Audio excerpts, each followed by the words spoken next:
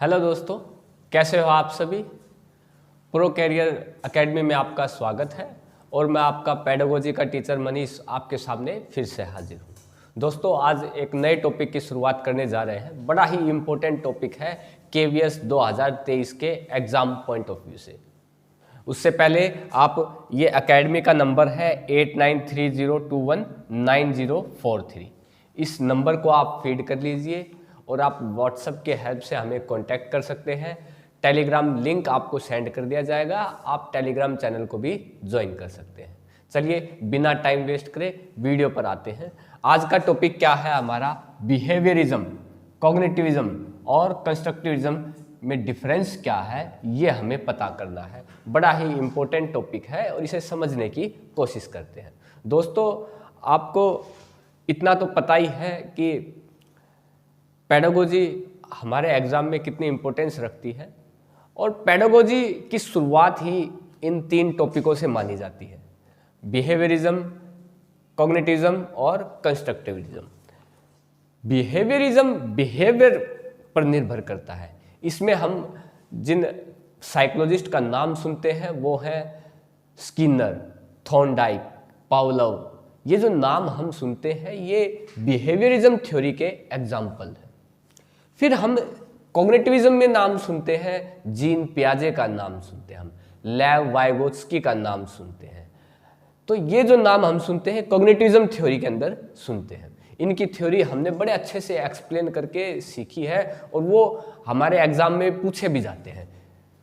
तो तीसरा जो है वो है कंस्ट्रक्टिविज्म। कंस्ट्रक्टिविज्म और कुछ नहीं, ये कॉग्निटिविज्म का ही छोटा सा हिस्सा आता है और कंस्ट्रक्टिविज्म अपने आप में एक्सप्लेन करा गया है जीन पियाजे द्वारा,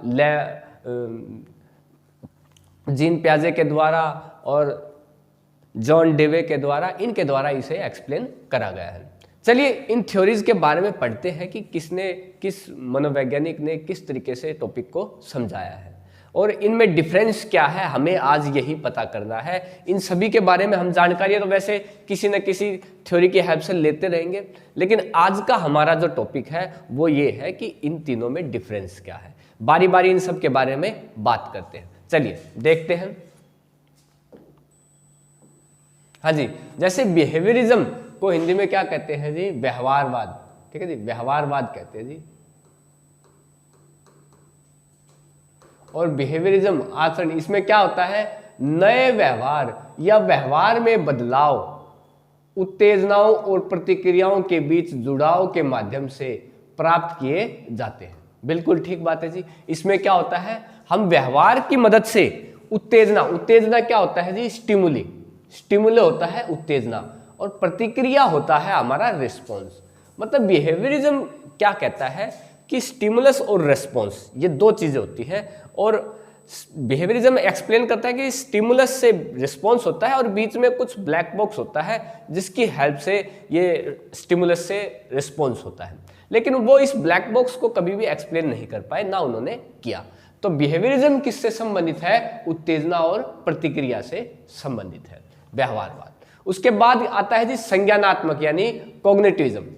तो कॉग्निटिविज्म क्या कहता है जी, सीखना सूचना के आंतरिक प्रसंस्करण के माध्यम से होता है। हाँ जी, जो ह्यूमन का आंतरिक प्रसंस्करण है, यानी ह्यूमन का आंतरिक प्रसंस्करण क्या है, यहाँ पर मेंटल प्रोसेस, जो हमारा मानसिक रूप से किस तरीके से हम किसी भी चीज को करते हैं, वो मेन माना है इस संज्ञानात्मक सिद्धांत के मनोवैज्ञानिकों ने। ऐसे ही वर्ड आता है हमारे पास कंस्ट्रक्टिविज्म यानी कि रचनावाद। रचनावाद क्या कहता है, हम व्यक्तिगत अनुभवों के आधार पर दुनिया के अपने ज्ञान का निर्माण करते हैं। हाँ जी, एक इंफॉर्मेशन, एक नॉलेज तो एक किसी भी व्यक्ति के अंदर रहती है और वो इन्हीं नॉलेज की हेल्प से, एक्सपीरियंस की हेल्प से चीजें सीखता है। तो कंस्ट्रक्टिविज्म का एग्जाम्पल ये है रचनावाद हमारा। तो ये तीनों में आपको एक छोटा छोटा सा डिफरेंस तो समझ में आया होगा कि व्यवहारवाद, संज्ञानात्मक और रचनावाद में क्या फर्क है, इनकी डेफिनेशन क्या है। चलिए और आगे देखते हैं क्या कहते हैं। आगे बात आती है, हम बारी बारी डिस्कशन करें, संज्ञानात्मक के बारे में डिस्कस कर रहे हैं। तो हम कहते हैं कि संज्ञानात्मक के बारे में हम बात करें तो हम कहते हैं कि एक सीखने का सिद्धांत है जो इस बात पर ध्यान केंद्रित करता है कि दिमाग द्वारा जानकारी कैसे प्राप्त की जाती है, व्यवस्थित, संग्रहित और पुनर्प्राप्त की जाती है। यह मस्तिष्क को कंप्यूटर की तरह एक सूचना संसाधक के रूप में उपयोग करता है, इसलिए संज्ञानात्मक आंतरिक मानसिक प्रक्रियाओं के रूप में सीखने को देखने योग्य व्यवहार पर देखती है। हाँ जी, ये बात क्लियर हुई कि जो संज्ञानात्मक सिद्धांत है वो किस ओर संकेत करता है, वो मानसिक जानकारियां और मानसिक रूप से व्यक्ति किस तरीके से कार्य करता है उसी की ओर संकेत करता है संज्ञानात्मक सिद्धांत। यह कहता है कि दिमाग में सभी चीजें बड़े ही व्यवस्थित रूप में रखी हुई हैं और उन्हीं के इस्तेमाल से हम कोई भी कार्य करते हैं, उन्हीं के हिसाब से हम स्टिमुलस और रिस्पॉन्स करते हैं। तो इस तरफ संज्ञानात्मक सिद्धांत हमारा संकेत करता है। तो ये डेफिनेशन, ये थ्योरी है, ये आपको क्लियर होनी चाहिए। चलिए आगे देखते हैं। आगे फिर पॉइंट आता है व्यवहारवाद के बारे में बात कर रहे हैं हम। तो व्यवहारवाद के बारे में बात करें तो क्या कहता है, जिसे व्यवहार मनोवैज्ञानिक के रूप में भी जाना जाता है। व्यवहार मनोवैज्ञानिक के रूप में जाना जाता है। इसे सीखने का एक सिद्धांत है जिसमें कहा गया है कि सभी व्यवहारों को कंडीशनिंग नामक प्रक्रिया के माध्यम से पर्यावरण के साथ बातचीत के माध्यम से सीखा जाता है। इस प्रकार व्यवहार केवल पर्यावरणीय उत्तेजनाओं की प्रतिक्रिया है। एक बात तो ये लिखी थी। और क्या कहता है, व्यवहारवाद केवल देखने योग्य उत्तेजना प्रतिक्रिया व्यवहारों से संबंधित है क्योंकि उनका व्यवस्थित और अवलोकन योग्य तरीके अध्ययन से किया जाता है। हाँ जी, देखिए जी, व्यवहारवाद किस ओर संकेत करता है? व्यवहारवाद संकेत करता है कि हम व्यवहार कैसे करते हैं। मान लीजिए कि जैसा कि स्किनर ने करा था, स्किनर ने मतलब पजल बॉक्स की हेल्प से इस चीज़ को एक्सप्लेन करा कि एक बिल्ली है, वो पिंजरे में बंद कर दी, तो वो और बाहर पिंजरे के बाहर मछली रखी हुई है और लीवर दबाएगा तो गेट खुल जाएगा, मछली खा लेगी। वो कब पॉसिबल हो पाता है कि जब वो बार बार उस चीज़ को स्टिमुलस करे, इंफॉर्मेशन उसके दिमाग में फीड हो जाए कि हाँ कि लीवर दबाने से गेट खुलेगा तभी मछली मिलेगी। यानी कि वो क्या कर रहा है, व्यवहार किस तरीके से कर रहा है, वो कंडीशनिंग की हेल्प से कर रहा है। या हम यूँ कह सकते हैं कि व्यवहार सीखता कैसे है, व्यवहार सीखा जाता है हमारे जो भी उत्तेजनाएं हैं, जो भी प्रतिक्रिया है उनकी मदद से। तो ये बात किसने कही है? ये बात व्यवहारवाद के सिद्धांत के मनोवैज्ञानिकों ने कही है। चलिए आगे देखते हैं। आगे ऐसे आता है रचनावादी सिद्धांत। तो रचनावादी सिद्धांत क्या कहता है जी, इस विचार पर आधारित है कि शिक्षार्थी अपनी सीखने की यात्रा में सक्रिय भागीदारी होते हैं। ज्ञान अनुभवों के आधार पर निर्मित होता है। जैसे जैसे घटनाएं घटती है, प्रत्येक व्यक्ति अपने अपने अनुभवों को प्रतिबिंबित करता है और अपने पूर्व ज्ञान के साथ नए विचारों को शामिल करता है। हाँ जी, जो रचनावाद सिद्धांत, कंस्ट्रक्टिविज्म के सिद्धांत को मानने वाले थे, वो ये मानते थे कि इंसान जो है वो अनुभवों से सीखता है। अनुभवों की हेल्प से क्या होता है, दिमाग में एक इंफॉर्मेशन इकट्ठी हो जाती है और उसे ही फिर वो आने वाले टाइम में ध्यान रखते हुए किसी भी कार्य को करता है। तो ये बात किन्होंने कही? ये बात रचनावाद के मनोवैज्ञानिकों ने कही।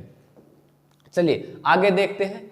आगे फिर आगे अब व्यवहारवाद, संज्ञानात्मकवाद, रचनावाद, इनका आपस में क्या डिफरेंस है, इनमें क्या क्या सिमिलरिटीज है और किस तरीके से ये एक दूसरे से जुड़े हुए हैं, वो देखते हैं हम।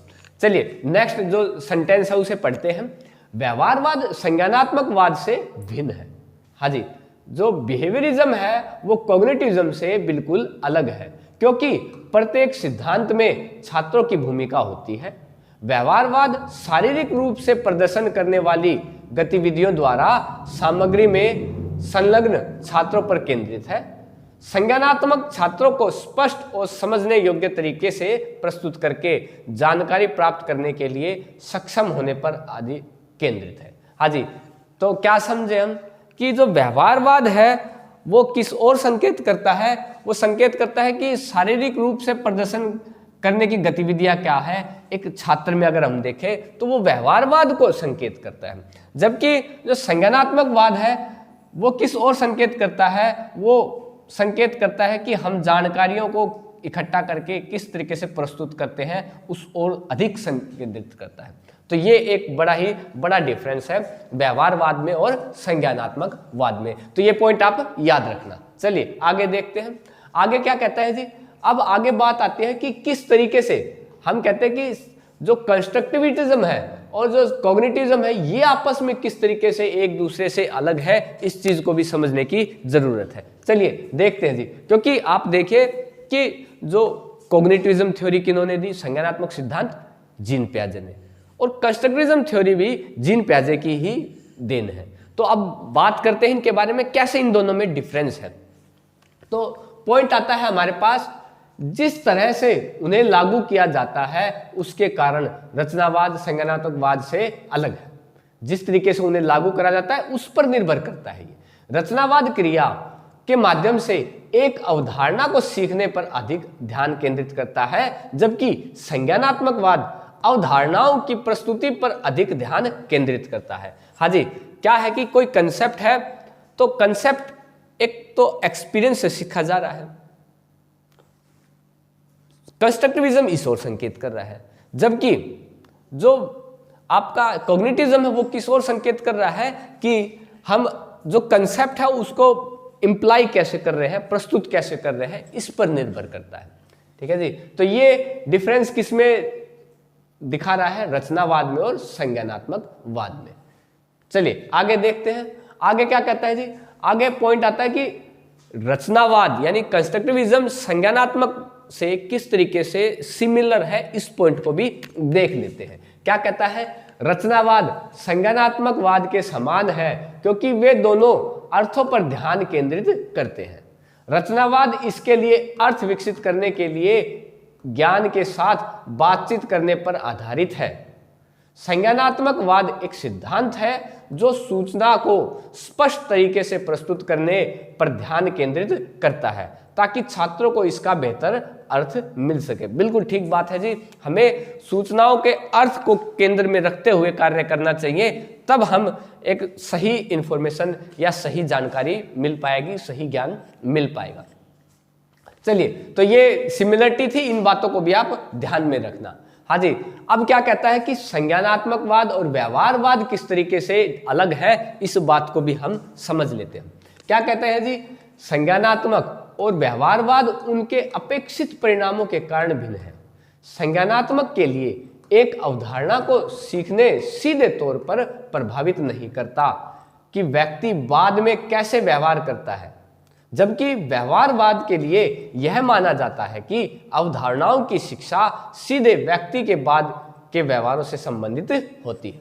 हाँ जी, तो व्यवहारवाद तो किस पर निर्भर कर रहा है, व्यवहारवाद निर्भर कर रहा है कि हम अवधारणाओं को सीधे व्यक्ति के बाद व्यवहार में कैसे संबंधित कर पा रहे हैं। यानी कि जैसे मैंने एग्जाम्पल बताया कि सामने एक कुत्ता है, उसको आप, पावलोव ने क्या कहा, पावलोव ने क्या करा कि एक डॉगी है, उसके सामने एक कुत्ते के सामने हमने एक हड्डी दिखाई तो उसके मुंह में मतलब लार आ गई कि खाने की चीज़ है।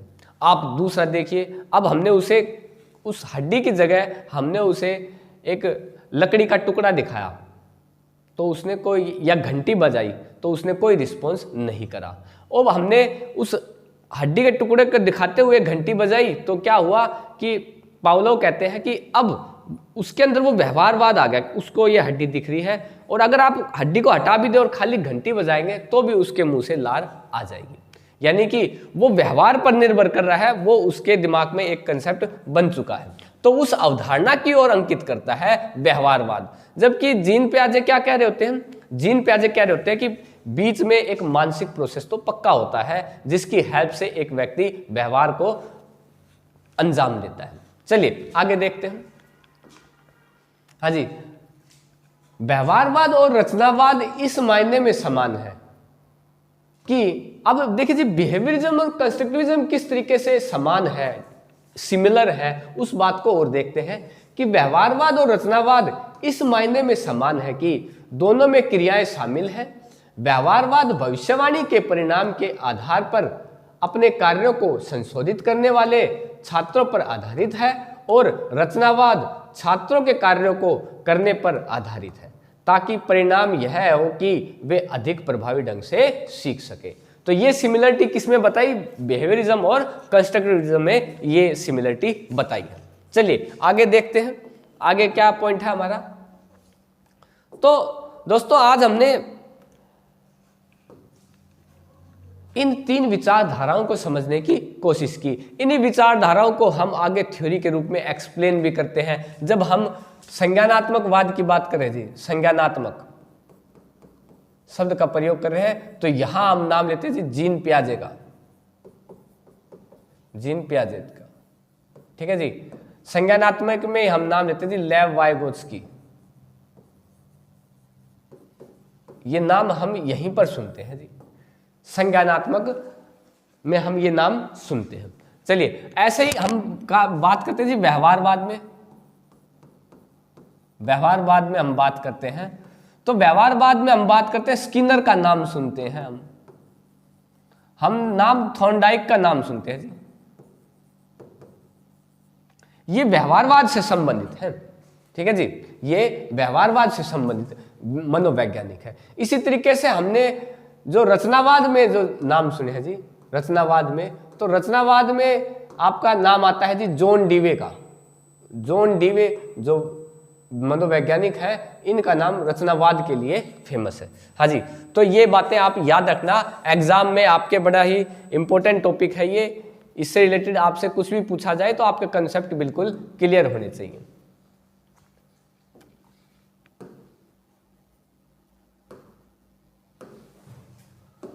तो आज की क्लास को यही समाप्त करते हैं, ठीक है जी। Thank you very much. और ये एकेडमी का नंबर आप जरूर नोट कर लीजिए, ये आपके लिए यूजफुल रहेगा। एकेडमी की तरफ से कोई भी आपको फ्री डाटा दिया जाए, कोई भी इंफॉर्मेशन दी जाए, तो ये आपके लिए यूजफुल रहेगा। एकेडमी के टेलीग्राम चैनल से, व्हाट्सएप ग्रुप से आप जुड़ जाइए, ठीक है जी। Thank you very much.